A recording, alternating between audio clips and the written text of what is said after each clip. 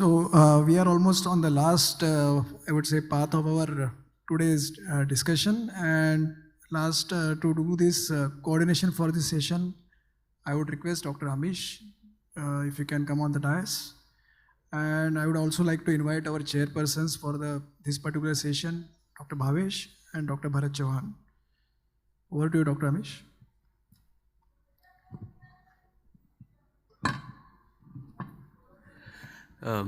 Thank you. Nikhil, in fact, called me 2 months back with the idea of having this session. And he said that normally we talk about a lot of international data, but we don't talk about Indian publications. And I must thank Parikh sir. I think, he has done majority of the work. I'm just standing on the dais.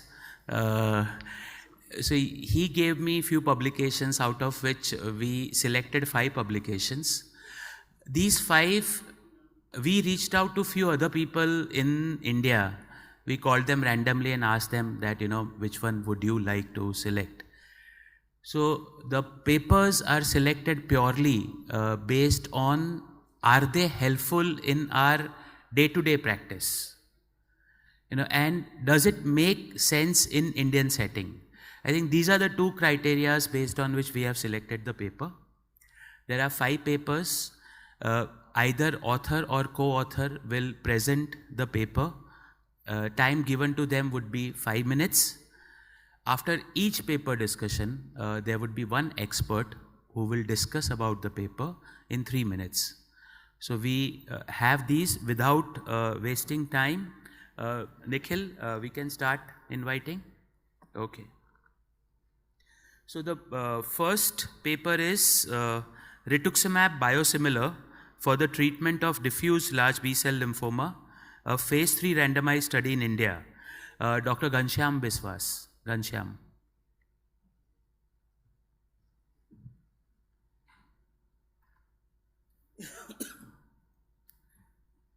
So good evening. So the paper 1, Rituximab biosimilar for the treatment of DLBCL, a phase 3 randomized study in India. So these got published in 2023 March, and in the cancer, chemotherapy and pharmacology. So these were all from north, east, west and south, all collaborators. So the purpose was that very few studies have demonstrated the rituximab biosimilarity in terms of efficacy, safety, pharmacokinetics, pharmacodynamics and immunogenicity in patients with DLBCL in India. Therefore, we compared the efficacy, safety, PK, PD and immunogenicity of our biosimilar rituximab with the reference rituximab that was Ristova from Roche in patients with DLBCL in India.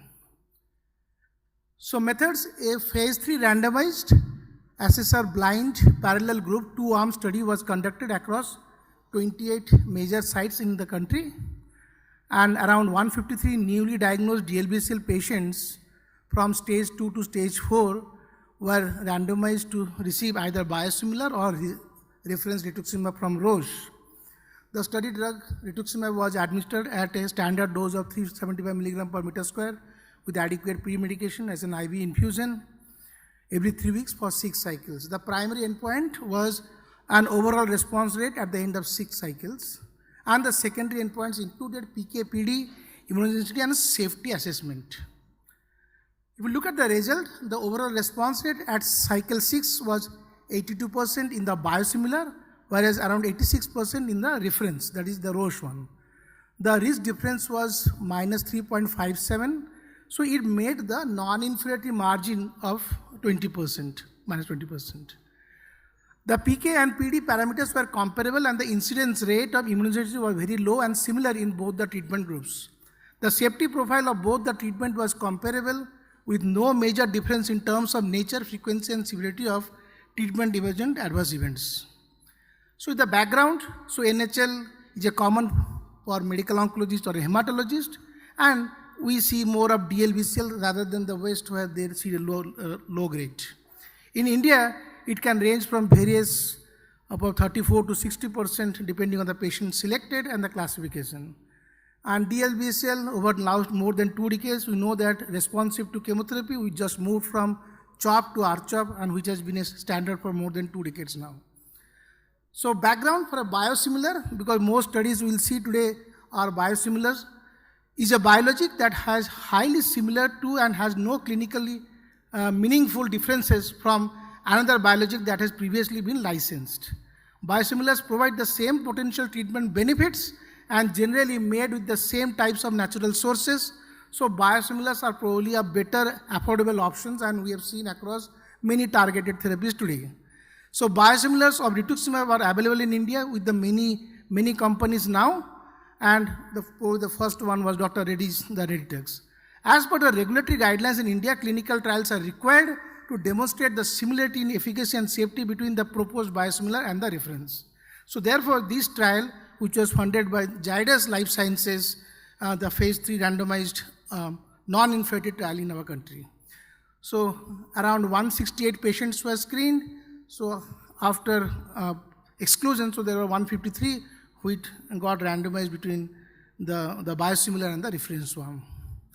So these were patient characteristics. So 102 in the biosimilar and 51. So this was 2:1 in the reference arm. So almost well balanced.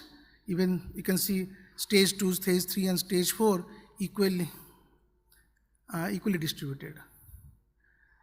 So we come to the overall response rate at C6, 6 cycle. So almost 82% overall response rate in the biosimilar, 86% in the reference arm. If you look at the CR, PR, and the stable disease, even including the progressive, so they are almost similar. So if you look at the PK parameters at C1 and C6 cycles, again the biosimilar and the reference arms, the upper part is the cycle 1 and the lower one on the C. If you look the Tmax, Cmax, AUC, and T-half, they are almost a replica of each other. So these are mean plot versus time for test and reference, again C1 and C6. So again, almost both the curves kissing each other.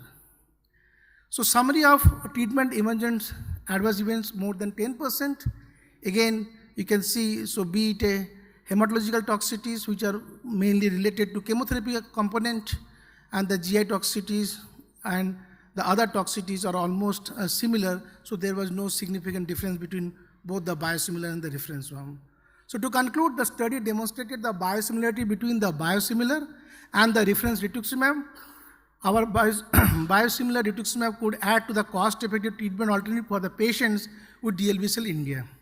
So I took the liberty to put 3 of other biosimilars which I was a part, and even many of you who don't know, the first paper of Rituximab from India was from our center. So when I was doing my DM in Tata in second year, and this paper did not got the day of light because somebody did not wanted to publish this paper. And with all help of Dr. Purvish Parikh sir, we talked to the then editor of JAPI, and the paper was written, even Amish is there in this paper. And so 2004, the paper was written 2003 end, and ultimately it got published unedited probably for the first time in 2006. So this was a test of Rituximab because that time MAPTHERA, almost 1.2 lakhs at that point of time, no support. So Rituximab, anti-C20 monoclonal antibody, the lymphoma Tata Memorial Hospital, and then subsequently we are part of Hurley study, which Advani sir and many other colleagues here, and then we are also a part of the INTERS study, the registry. So thank you so much. Expert comment from Hemant Malhotra.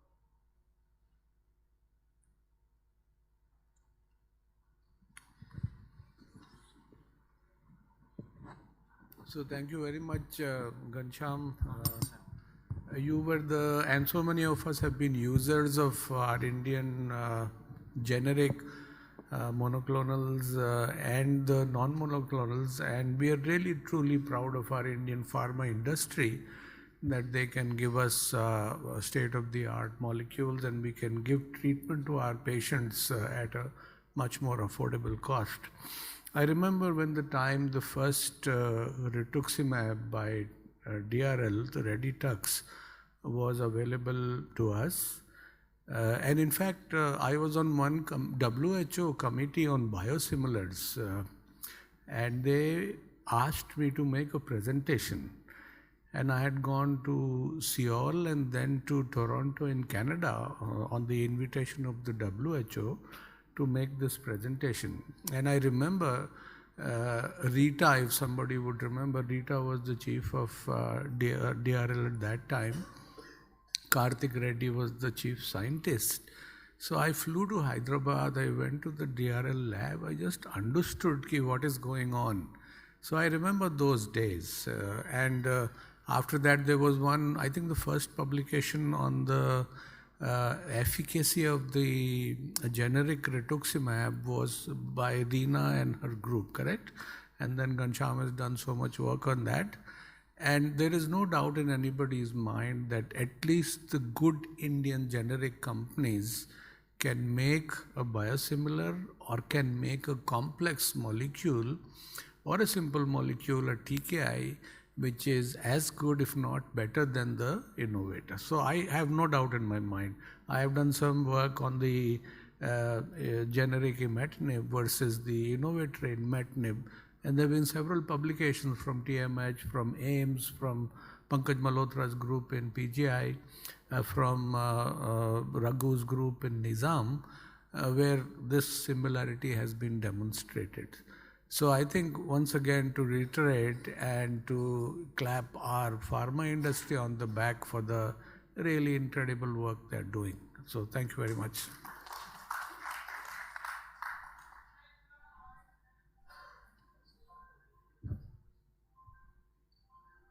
Next is Dr. P.S. Dattatreya. He will speak on Dr. Soumya Panda. He will speak on prevalence of BRCA1 and 2 mutation among Indian breast cancer patients, a multicentre study.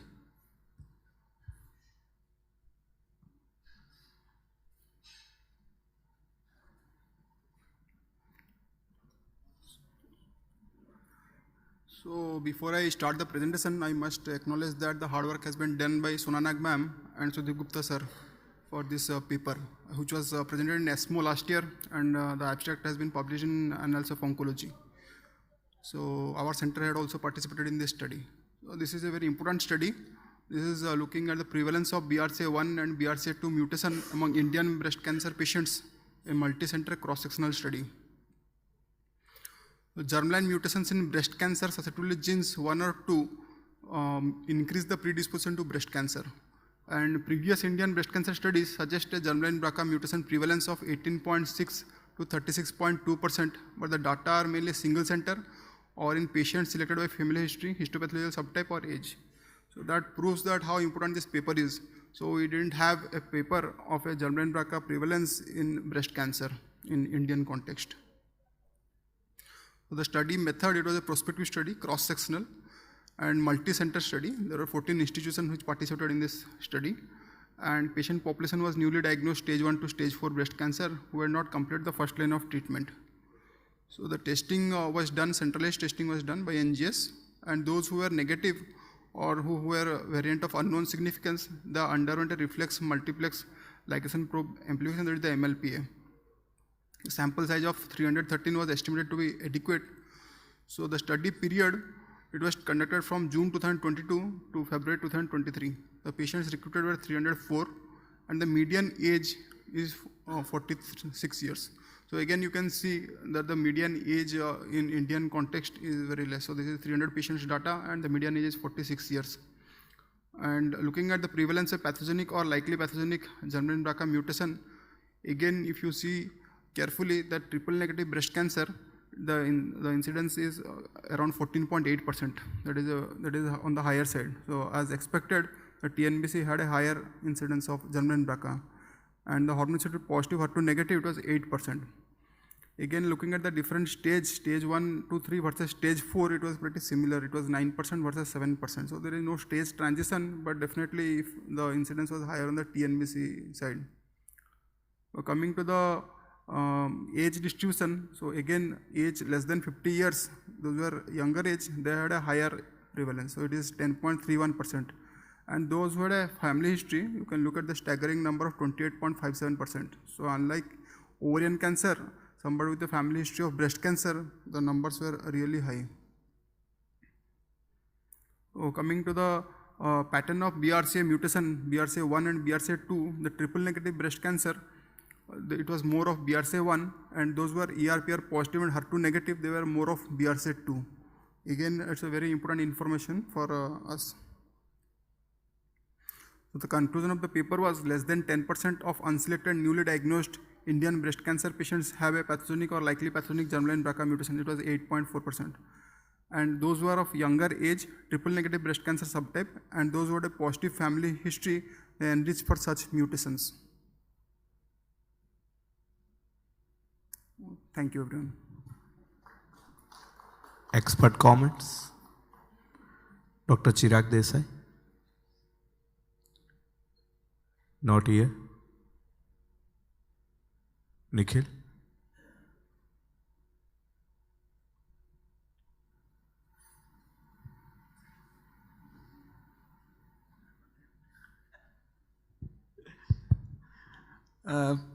So I think it's quite an important study from the Indian perspective for the very reason, as we have started doing more and more testing of BRCA, we are finding more and more patients. Now there was a time we were heavily banking upon all the Western world data, which includes all your breast and ovarian cancers with BRCA mutations.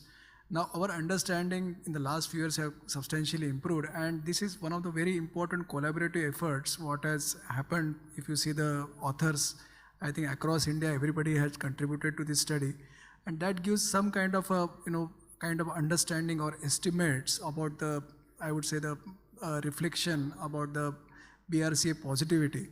So that is something what I would like to take it from this particular study.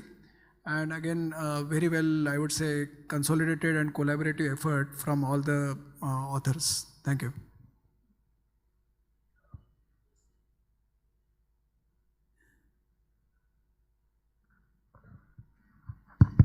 I had spoken to Senthil because he was also part of one of the authors. He said, yes, it was a collaborative effort, but he said consistently from different parts of India, the results were matching. So I think he said that not only our patient population is behaving the way it has been published in the literature, but the labs across the India are also able to pick up consistently. I think this is one of the important message this paper gives, that we should start doing this. Perfect. The third Indian publication by co-author Dr. Ankur Bahl, and that's on the Nimotuzumab with concurrent CRT in inoperable locally advanced head and neck cancer. So there's a current here. There's a current here. So this is a very old paper, 7 years old paper. Nimotuzumab with concurrent chemoradiation in inoperable locally advanced squamous cell cancer. So this was in between Dr. Govind Babu publication and Dr. Kumar Prabhash publication after the BEST trial. So we know the BEST trial, which was a phase 2 study from Kidwai, and the global data was unavailable in form of phase 3 data, and Indian BEST study was at that time the only study which proved that if Nimotuzumab and anti-VEGF or anti-EGFR drug added to concurrent chemoradiation, the 6 months response rate was 100%. So at that time the Biocon was, so we had 35 patients at that time. We thought we'll just correlate the data and do a retrospective analysis, and the target specific action of Nimotuzumab, which is slightly different from Rituximab, was studied. So we evaluated the efficacy and safety of Nimotuzumab combination with chemoradiotherapy in locally advanced head and neck cancer patients. There were 35 patients with median age of 54, and all were locally advanced from various subsites of head and neck, from oropharynx to hypopharynx, tongue, retromolar, trigon, buccal mucosa, which was inoperable. And these were treated with Nimotuzumab standard dose of 200 milligram every weekly with the concurrent chemoradiation of standard dose of cisplatin. So male predominant disease, 31 and 4, and the median age was 54.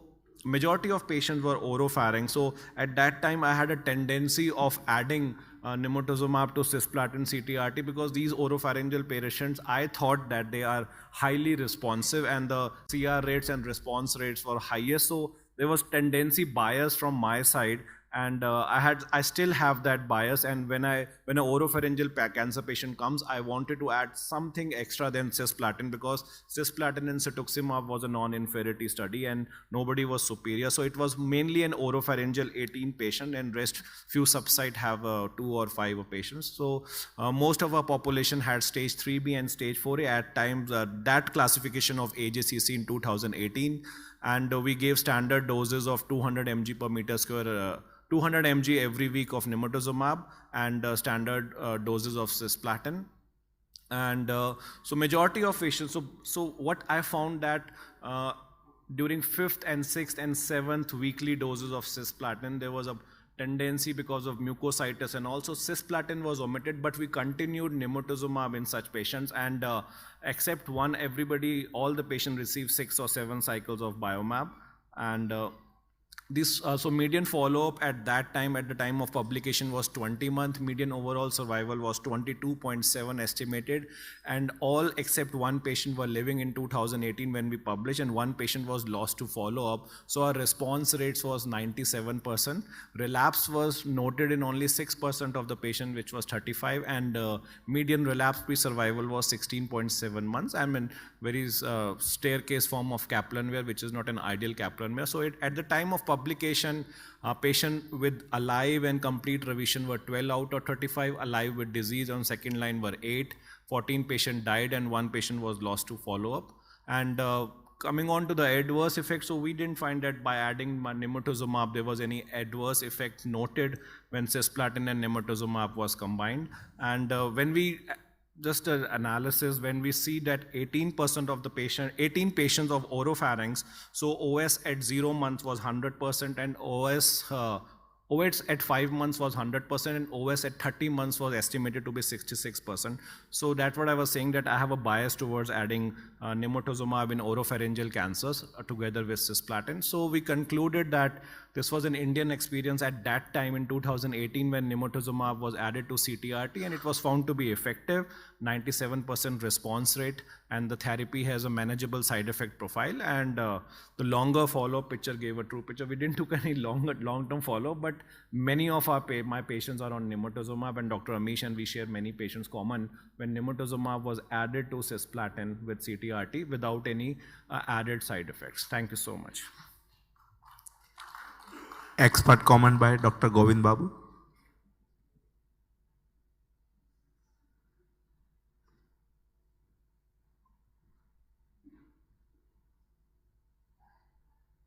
So thank you, Ankur, for that presentation. I was involved with this study way back, and it was a nice thing because this was one of the first studies that we did with a monoclonal antibody. And this is not approved outside of Cuba and India. In 2014, it has an orphan drug status for glioma in the US. And in Germany, it is used for pediatric pontine gliomas. So there is enormous amount of data on this molecule from Cuba where it's originated, and we were lucky to get this to our country thanks to Biocon. And one of the important things, I think you showed that there's a difference of binding as compared to Rituximab. And if most of you remember, Rituximab is not approved for use in combination with chemoradiotherapy because of the toxicity. So this is the only monoclonal antibody targeting EGFR that is approved for use with CTRT. The side effects again, in fact, when I started the study, we were using Rituximab till then, and the rash was a very important side effect. So one of the first 2-3 patients we infused, we didn't find any reaction. So I was wondering whether I was right in taking up this study at all, because we were always taught that EGFR blocking will produce toxicity, but then we started seeing responses. So the initial study, although was a small study, but this showed that it was feasible. And this first paper has been presented at ASCO 3 times. The initial response, a 2-year follow-up, and a 5-year follow-up, and we have published that as well. So I think this is a very important molecule, especially for us, made in India for our patients. So thank you, Ankur, for presenting. Yes. And it's not in any of the guidelines. Yes, that's what I So said. what went wrong? No Yeah, publication. it is political because it is from Cuba. Cuba had an embargo from other countries. So that is the important thing. And one more thing you told about side effects. So in Sri Lanka, Raghu was at Biocon that time. So we went to Sri Lanka, and the dose in Sri Lanka was 400 mg every weekly. Why? Because they accidentally gave 400 mg to a patient and there was no reaction. So the guidelines in Colombo were 400 mg every week. So there is a study for that starting from 500, 100, 200 and 400, and they found that 200 was just as good. So yes. So if you remember, Govind, both of us actually had asked Biocon to develop this further. Yes. But commercially they said that it's not, they are not going to allocate funds for that. In fact, we have published a lung cancer study with Nimotuzumab as well. Thank you. As Ankur mentioned, just go back and see all our head and neck cancer patients, especially oropharynx, who came back very fast, who relapsed very fast. I think deep inside we all know that something more should have been given. Absolutely. So I was part of the lung cancer study. We had 8 patients from our center, and after the first 2 or 3 patients and their first 2 or 3 doses, I remember calling Govind and asking him, "Isme kuch hai ya pani hai?" Exactly. No toxicity at all. Zero tox. Yeah, that was my initial impression when I started the study in head and neck. Thank you. Next is by Dr. Venkat, a phase 3 double-blind non-inferiority randomized controlled trial of antiemetic prophylaxis for highly emetogenic chemotherapy without dexamethasone. Dr. Venkat, please.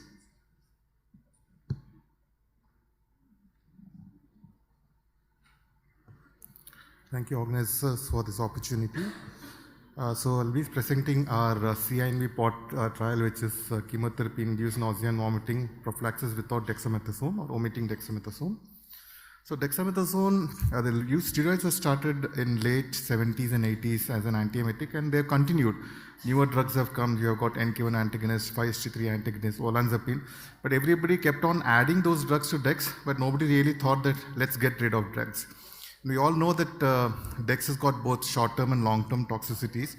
If a patient is getting 6 cycles of chemotherapy, like for cisplatin, you'd be surprised to know that they end up getting almost 300 milligram of dexamethasone, which is a large dose. It's like treating leukemias.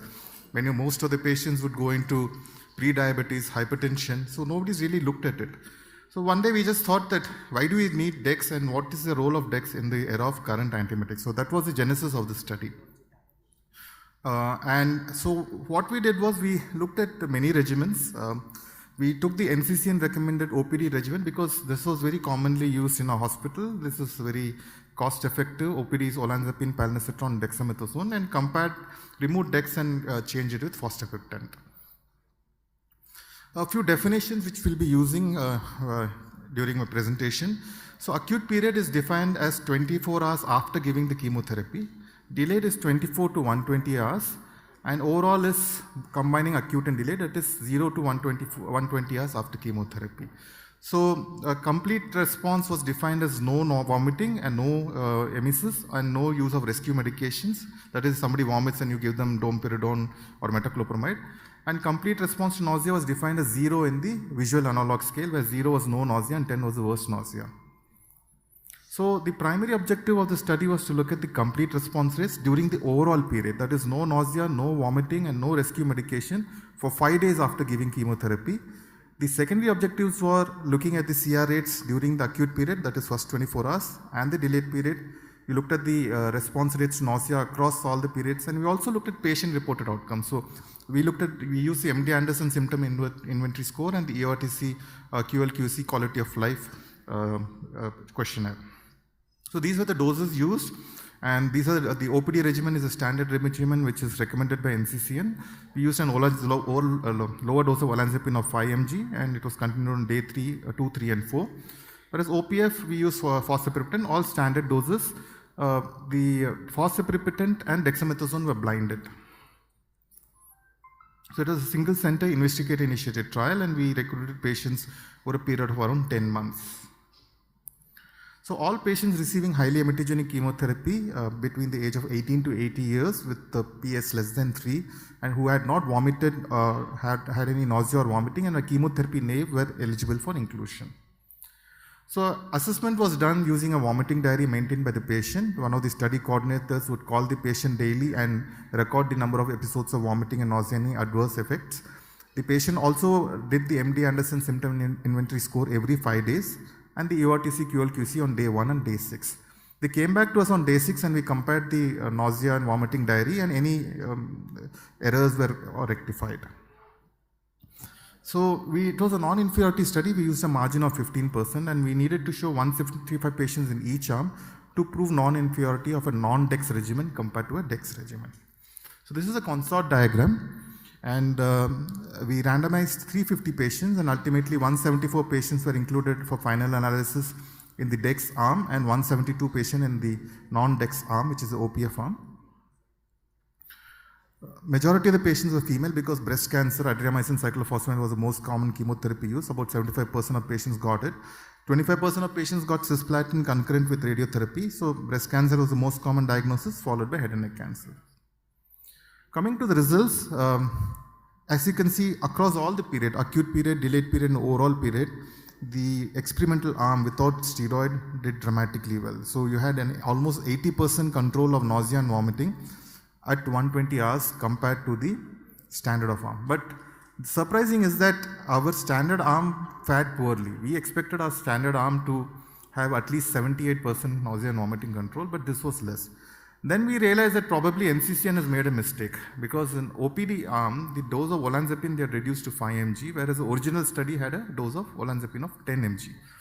And NCCN had also reduced the dose of dexamethasone from 20 mg to 12 mg based on studies with NK1 antagonists. So when you're using fosaprepitant or aprepitant, you have to reduce the dose of dex because it impairs the dex metabolism. But that doesn't happen when you're not using an aprepitant or fosaprepitant. Just give me 2 minutes. Nausea also, it did extremely well across all groups. This is in a table form. And this dex-free regimen worked actually better across all groups. That is, if you're a female, if you're alcoholic, your radiation, no radiation, BMI, it showed dramatically better response. Toxicities, patients had more insomnia in the dex arm, obviously expected, and more fatigue and drowsiness in the first day in the non-dex arm. Quality of life was equal, but obviously patients who did not get dex had more nausea and vomiting. So to conclude, a DEX-free regimen was actually superior to a DEX-based OPD regimen for complete nausea and vomiting. And it is time to move away from using steroids as antiemetics. Our results were comparable to the 4-drug results, which had all the 4 drugs as reported by Navri in NEGM. Thank you very much. Dr. Ankur.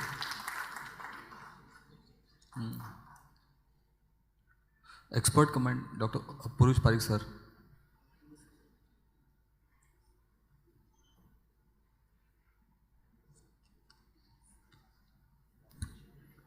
Thank you, Venki, for excellent presentation and also the hard work on the original publication. I remember in Tata Hospital, much before the today's standards antiemetics were available, chemotherapy, nausea and vomiting was taken for granted. And a lot of kids had what is known as anticipatory nausea and vomiting. So half the kids used to come from out of town, and the moment they landed at Dadar airport, they would start vomiting. I mean, Dadar railway station, they would start vomiting. So it has been a major problem, and over the years that problem has been sorted out to some extent.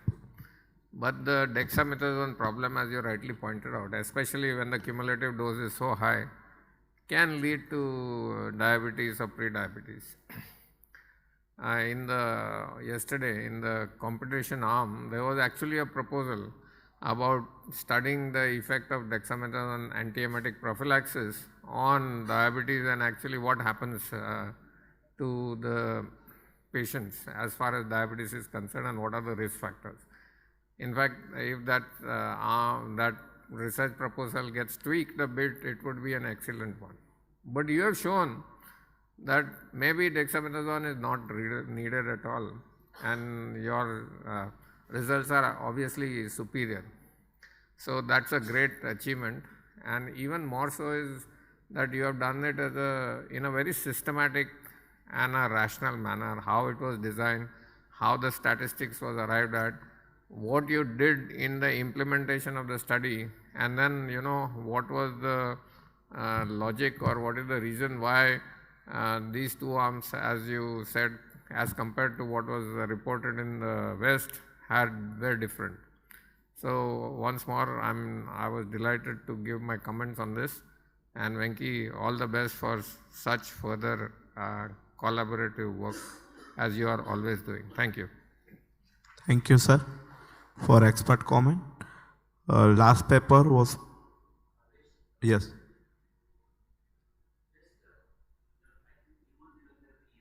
Is there. Chemoimmunotherapy era is there. I think this regimen by default can be used in all of those patients, because somewhere you are worried, kitna dexamethasone doge, kya karoge. But I just wanted to ask, has anybody adopted his regimen in our day-to-day practice? We have a randomized control trial. I have done, that's why I'm asking. So at least some of us have done that. Thank you.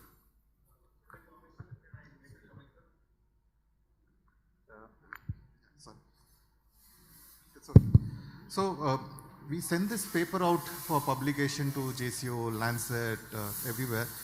All the reviewers were like, excellent work, no negative comments, but the editors were like, no, you have not compared with the standard of care. I said, you have this standard of care is mentioned in the National Comprehensive Cancer Network guidelines. It's one of the regimens approved. What do you mean it's standard of care? No, this is used in LMICs, it's not used in high income countries, it's not a standard of care. I said, there's a survey which shows that 20% of people only use a 4-drug. So to prove those guys wrong, I have started a trial comparing a 3-drug versus 4-drug. Hopefully in 3 years we should have a result to show them that, it may be positive, it may be negative. But just to show that we can do another trial to show that whether in the 4-drug versus 3-drug dex is really needed or not.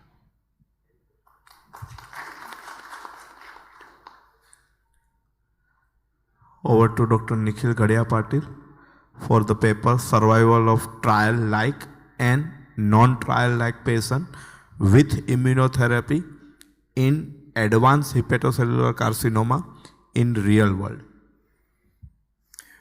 So this was the work which was mainly done by Anant and Vikas, who had done all the heavy lifting, and again it was collaborative effort across India from various centers. And again this study tried to answer a very important question, because we are basically awakening for the newer treatments for metastatic or advanced HCC, and with the availability of the immunotherapies and with targeted therapies, how are we doing in this particular area? So the background of this study was, as we understand, the advanced HCC have undergone quite a remarkable makeover over a period of time. Atezolizumab as remains the first line recommendation from the STRIDE. Of course, we have lenvatinib, and these are the two workhorses for us for now. And as we understand, these criteria for most of the clinical trials are extremely strict, and sometimes, almost I would probably, most of us would agree that majority of our patients probably would not fulfill those criteria, and it's a big challenge how to really treat those patients.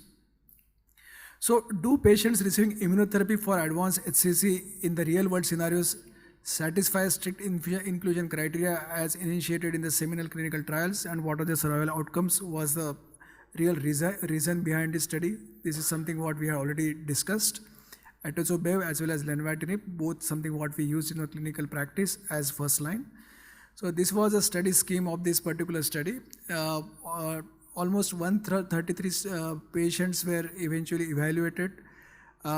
Radiologically confirmed and histologically confirmed or histological confirmed. Patients should have received at least one dose of immune checkpoint inhibitors as first line or during later lines. At least had one follow-up visit, had at least, and patient who did not receive immunotherapeutic agents were not included. Now this was not a randomized study. These were basically two cohorts of the study. And the first cohort was more like a trial like which have been included in a stride like study where the patient had received first line immune checkpoint inhibitors and who had child puke score of less than 6, good performance status, and there was no portal vein thrombosis. And cohort 2, which did not satisfy the criteria of cohort 1, which I think most of us probably battle every day. Primary endpoint was overall survival, and the secondary endpoint were PFS and safety and so on. So these were the baseline characteristics. Just to highlight few things over here, as you can see, the median age was around 61 years, BCLC status was 81%, non-alcoholic steatohepatitis 34%, portal vein thrombosis was seen in 52%, and so majority of patients, 2/3 did receive Atezo-Bev as a first line treatment, and few received the Nivolumab, the 1/3 ones.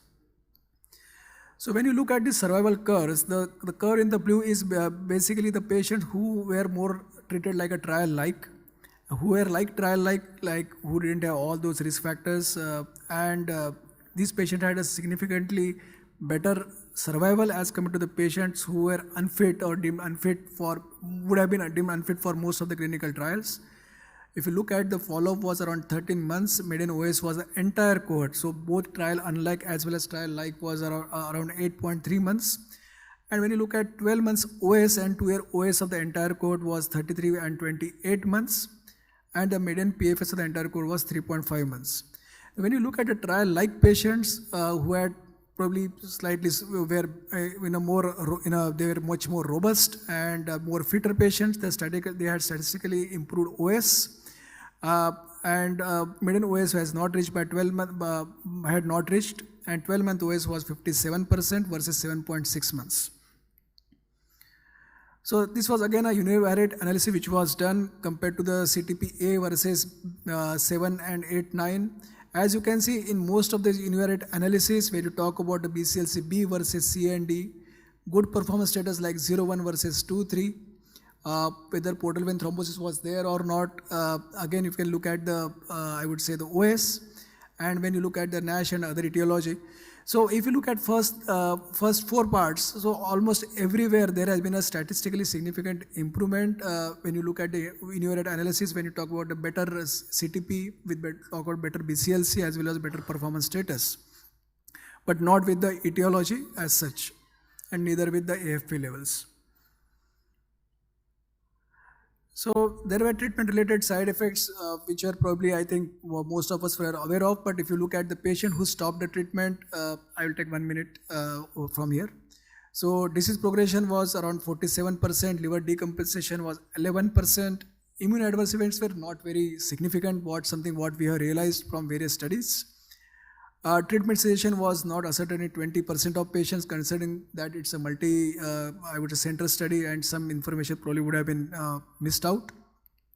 Common adverse effects were fatigue, nausea, vomiting, immune-related hypothyroidism was around 6%. Non-hypothyroid immune-related endocrine dysfunction was around 4%, and immune-related arthralgia was around 2%. So about the study discussion, study provides an insight. It's quite an important study from the Indian context because we always look about Indian data, how our patients are doing. So it's very important study in this regard about the use of ICI in the advanced SCC. Patient not fitting the bill in terms of the criteria again had marked inferior outcomes. The OS had improved from less than 12 months to approximately 24 months. The sequencing treatments were eventually feasible for patients. And as you can see, a trial-like caveat, something which was not included was portal vein thrombosis, but it has been included for a few other studies like Embryo 150 and Himalaya. And baseline high-risk variables such as ECOG, PS, MPVT, and CTP status are drivers of the outcomes, which was shown by the univariate analysis over here. To conclude, this is quite an important study, and this study does give us the sneak preview at real-world scenario of patients of HCC treated with the ICI in the Indian context. Trial unlike the difficult patient, poor PS, high CTPB, and had inferior outcomes, and there is a time where one really to think about whether this treatment should be really offered to the patients or not. And it was again quite reassuring that the ICIs were very well tolerated, even though the numbers were small, there were no new safety signals. So thank you so much. Thank you, Nikhil, for this wonderful real world data. Expert comment by Dr. Amit Rothan.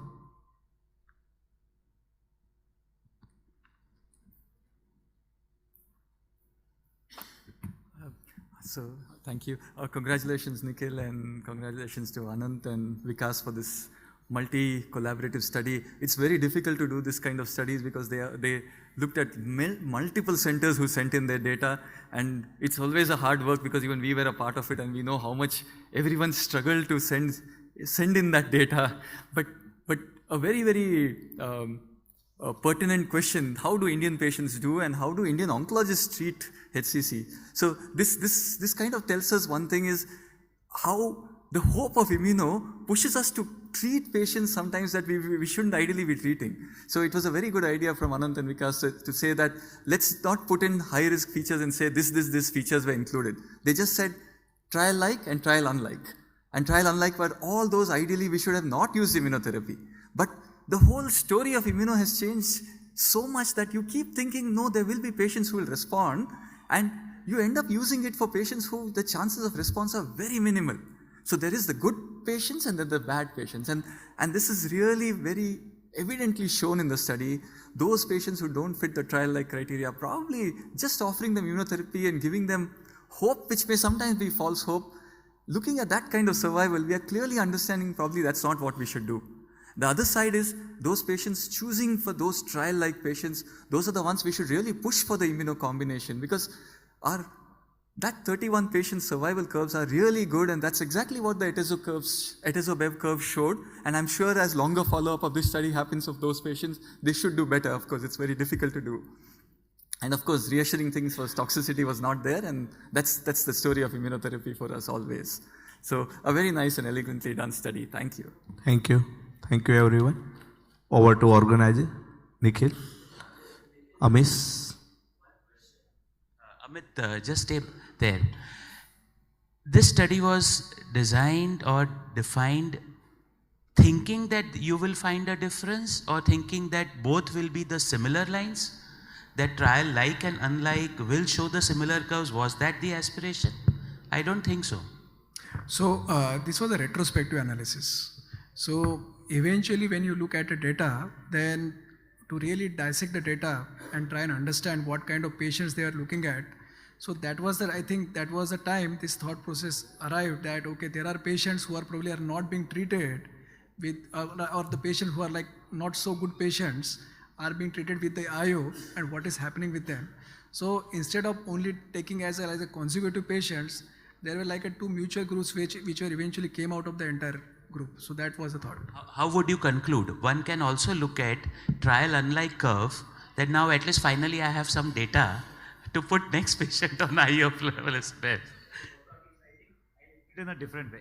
Our own institute, we had our initial expression thing of 70 patients. Now we have close to 200 patients. What we have understood, BCLC-C, do not try it. It is an unforgiving drug. The other thing about Atezo-Bev is it is unforgiving. You give it in a BCLC with child poke 10, that patient within 2 weeks will just die. He will have a catastrophic liver failure. So it is, do not do that. And that is a lesson we have learned. We have burnt off in that. Again, we are being very honest. A few initial, like Amit was saying, the hope that some one of them will be that 5% tail and he will do well. None of the patients with CPSC have done well. So B7, yes, you can try. B8, possibly yes. B8 but above, B7 do not. and B8 are both also trial-like. Absolutely. So B7. Trial unlike. So B7, I'll tell you where it comes. Patient will get an ultrasound or a CT saying mild ascites. Do you put it as yes or no? There's no right answer to this. See, because so PTINR का भी no right answer है, encephalopathy का भी no right answer है. Encephalopathy is still okay. You have a basic if you test. put the child poke calculator, B7 is very, very common. Correct. And that's why STRIDE has taken B7. Correct. There's a first trial which what you presented has taken B7. Yeah. So I think what we should look at this as what happens in the real world. That's exactly what it is, whatever we see data and whatever we do, but what do we do in real world setting? We get desperate. And we do get desperate hoping to see that, maybe he will fall in the tail. And that's where I think what we should not be doing. So and I think clearly we are understanding this. C, absolutely don't. There's no point. And B9 also, you are just not going to get the result. I think B7 is fine. B7, yes. Even B8 gets little tricky, and that's probably where we should not tread. And B7 also is only single agent. That's how the approvals are. So B7, we are still using Atizobev, but be careful and be very vigilant, because again Atizobev is unforgiving in the liver. First cycle itself, after 2 weeks, patient starts developing hepatitis. You need to be ready with your steroids, you need to be ready with giving supportive care, and you have to be aggressive in those patients. Thank you so much. I think it was, if there are some parting comments from the chair, no, okay. Then I think this was a very nice session. Nikhil, well done. And we should have more sessions like this in every conference. With that, over to organizer.